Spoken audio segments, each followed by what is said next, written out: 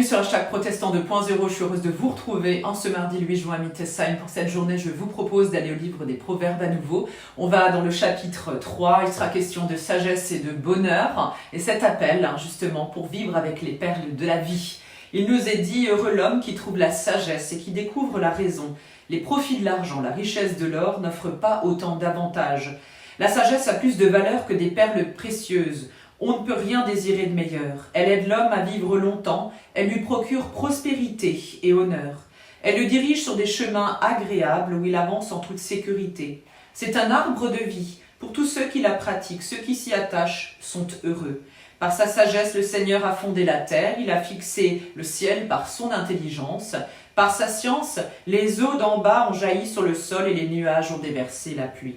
Alors la sagesse est une richesse spirituelle, bien plus importante d'ailleurs que la richesse matérielle qui est représentée ici par l'or et par l'argent.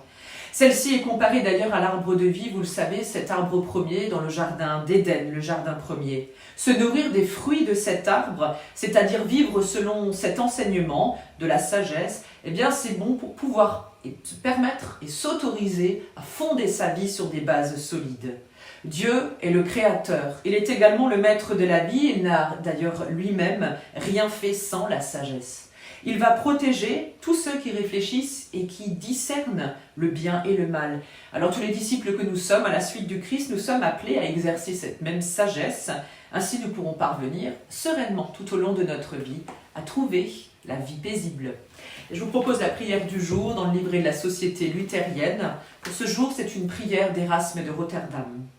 Ô Esprit Saint de Dieu, qui de ton souffle purifie le cœur et l'esprit de ton peuple, le réconfortant quand il est dans la tristesse, le ramenant sur son chemin quand il s'en écarte, le réchauffant quand il a froid, le rassemblant quand il est désuni, l'enrichissant des dons multiples.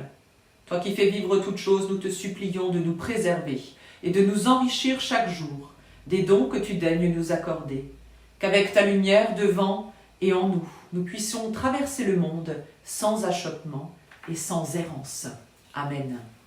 Je vous souhaite une très belle journée dans la paix du Seigneur. On se donne rendez-vous demain matin pour la prière du petit-déj, mais également chaque jour avec un œil dans le rétro sur YouTube et Facebook, sur tout ce que nous avons déjà partagé et vécu depuis plus d'1 an.